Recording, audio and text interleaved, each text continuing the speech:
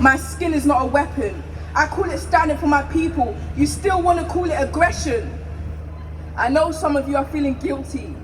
Well, then the shoe must fit. Wait. I thought white privilege didn't exist. It's been 60 years since the civil rights movement. I'm gonna stand for my people until we see an improvement. I could be in the highest sets in school, but that wouldn't matter. Hello guys, white supremacy is still a real factor, but we're still slaves. Slaves of the hierarchy, slaves of the government, slaves of the man who traded chains for handcuffs, slaves of the education, slaves of mental illness we call racism. We're slaves of the metropolitan system. We're still slaves because it's been more than 400 years and they still won't listen.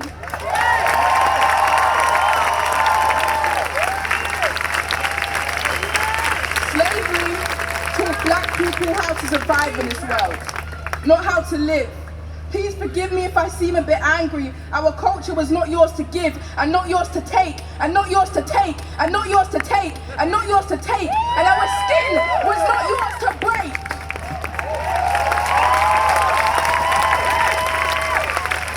Dear Mr. Police Officer, my very existence is defiance. Mr. Police Officer, all he did was reach for his wallet. You told him to be compliant. Mr. Police Officer, tell me how many shades are there from black to blue? Is it a crime to fight for what's mine? See, I think it's the colour of my skin that's behind all the anger of the crime. Mr. Officer, what's black privilege? See, I think black privilege is me reading this poem, is having so much anger but not being violent, is getting a shiver when you hear police sirens. Black privilege is being called loud because our melanin is never silent. A picture speaks 1,000 words. Well, actually, I have a dream.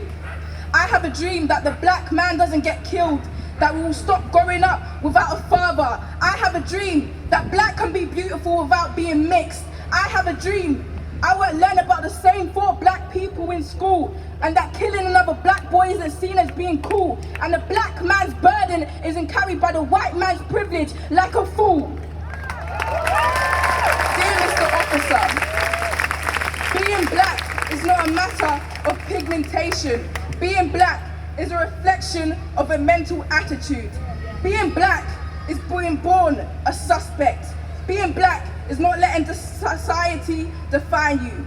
Being black is having the strength to carry on.